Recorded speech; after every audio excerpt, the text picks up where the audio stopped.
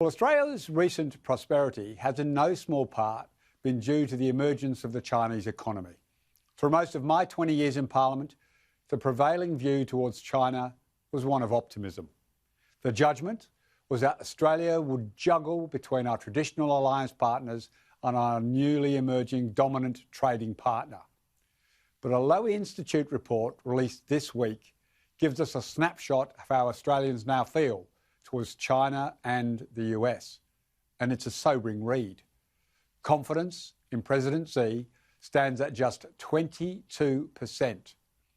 94% of Australians want the government to reduce our economic dependence on China, and trust in China to behave responsibly has collapsed to just 23%. So what's caused such a fundamental reassessment of the public's view of the Chinese government? Was it President Xi's decision to make himself president for life?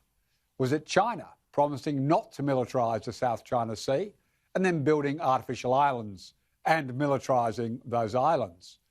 Or has it been the brutal repression of the people of Hong Kong for simply asking China to honour the treaty they signed in the handover of Hong Kong? Have Australians had enough of the massive daily cyber attacks on our institutions and companies? Or finally, have we grown tired of China's attempt to subvert our political system, and the raid on a New South Wales MP's home and his office may be the final straw? And then there's the COVID cover-up and the lies. Now, Australia's government has responded with a ban on Huawei being involved in the 5G rollout, which mirrored my decision in 2011 to ban it from the NBN rollout. It's introduced the Espionage and Foreign Interference Act, and most recently demanded an inquiry into the origins of the COVID-19 pandemic. Well, China has responded by punishing Australia with trade sanctions, overt threats and smearing Australia as racist. Yet, despite all of that, in the face of all of that, the Lowy Institute poll has an even more disturbing finding. Only 30% of Australians have confidence in President Trump. Australians should be nervous about a president who has trashed his democratic European allies, threatened to pull out of NATO, ridiculed South Korea and Japan, and according to his former National Security Advisor, John Bolton, asked President Xi to help him get re-elected. So the real elephant in the room is not, will China change its behaviour? It's, can the faith Australians have in our long-term defence alliance survive a Trump second term?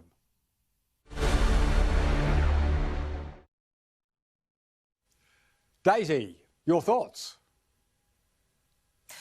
Well, it's an interesting poll. I'm very heartened, actually, by the fact that Australians seem to be taking the China threat seriously, and they're paying attention to what's going on, and they've got well-justified suspicions. I'm glad to see that China's behaviour is certainly hitting home, and it is being taken seriously. I'm also actually somewhat heartened to see that Trump has managed to actually get a full 30% of trust from the Australian public. I thought, considering the very narrow view of Trump that the American and the Australian media actually presents to the general public, I expected actually it to be much, much lower than that. I mean, the media tends to focus on conspiracy theories like Russian collusion or the sort of impeachment mess, you know, or loose things that Trump says which are taken out of context and blown up to be some incredibly massive thing when actually they're not, rather than things he's actually achieved as president. You know, there was, before COVID, a very strong economy, record low unemployment rates, for instance, for women and blacks and Hispanics, increased border control, which was an election promise, you know, 200 miles of the wall built, which, whether you like the wall or not, was an election promise that he delivered on. But, you know, people don't get much of that. So I'm very pleased that he's hitting at 30%. I think that's a good result. Now, on the subject of Bolton saying that Trump said he wanted Xi Jinping to make him president. I mean, look, Bolton is a warmongering, disgraced never-Trumper with an axe to grind. And considering how trashy American politics is, probably anything he says should be taken with a rather large grain of salt. I mean, on the subject of Trump threatening to leave NATO, that was because he was incensed that the other members he felt were not pulling their weight when it came to funding. And lo and behold, after he made a fuss and shamed them and threatened to pull out. 4 years in a row now, I just read, those same entities have actually increased their funding into NATO. So what he did, maybe uncouth, but it certainly did work. And as for him apparently trashing the European leaders, well, sorry, they've never been friendly to Trump, ever. Not from the get-go. I don't think he actually owes them politeness. And also, you've got to remember there is a fundamental and irreconcilable difference of ideology between the Europeans and Trump, and that is globalism versus his American nationalism and protectionism. That can never be reconciled. That can never be friendly, because that means Trump is kind of an existential threat to their world order. So, and on the subject, I will continue of us sort of worrying about our relationship with the USA. Look, if Trump gets another term, it's only another 4 years. And I think while Scott Morrison is Prime Minister, the terms will sort of coincide, at least for a bit. Scott Morrison understands Trump. Trump likes Scott Morrison. They both have similar interests when it comes to immigration and climate change and coal, for instance. I don't really think we're in any danger of any kind of spat from Trump on that front. Michael, your thoughts? Yeah, I had a look at that Lowy poll. It interests me, Stephen, I have to say. I think I would ask who the 23% were who thought that China would do the right thing by Australia. But other than that, the other aspect, I think, well, yeah, what Daisy said was pretty much bang smack on the money. Look, I don't think Trump's a demigod, and I don't worship a little sort of altar with candles at home to him. But, you know, when you look at the Australia-US relationship under Trump, it's been very strong.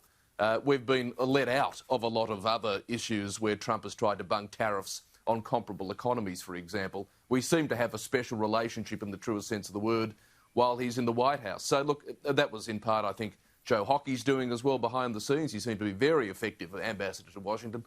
But whatever the case is, I think we're in pretty safe hands with him there from an Australian point of view.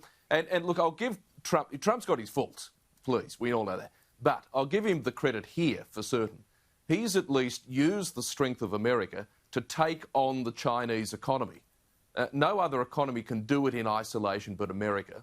And more Western economies are now finally, after COVID-19, starting, it seems, to wake up. There was messages from NATO, for example, the other day saying, oh, look, you know, maybe we've got to look at how we do with China and all that. So now people are starting to talk, I suppose you could say, the Trump language when it comes to China. The West, I was speaking to Professor Clive Hamilton on my show on Friday morning, and he and many people make a very good point.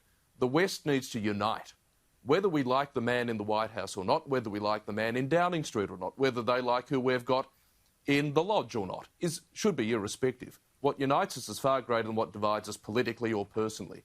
And China will, most probably, economically pick us off one by one if we don't stand united. We only stand a chance united. And I think that's a message that particularly the Europeans need to get into their head. I think that's a very good point, Michael. Just before I throw to Tanvir, though, the thing that concerns me is that Trump is transactional. He will throw us under a bus for a deal on Bali. But if I can, and I'm loath to do this, as anyone who knows me, I want to quote from Malcolm Turnbull's book. The most disturbing thing that I found in the Malcolm Turnbull book was Australia didn't want to do a freedom of navigation, or FONOP as it's called in the jargon, into the South China Sea because they didn't trust that Trump, who was negotiating with China, would actually back them up if they got into a little bit of a standoff with the Chinese. That is the most disturbing. A conservative Australian government was worried about whether the Americans would actually keep their word under Trump. So with that, Tanvir, you've been very quiet so far. Your perspective?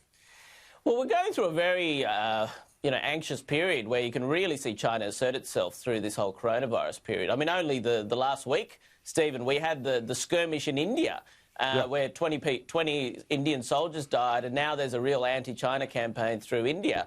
And arguably Australia is at the front line of this sort of if you like, the Western confrontation. I mean, we're probably the closest geographically. We have such strong economic links.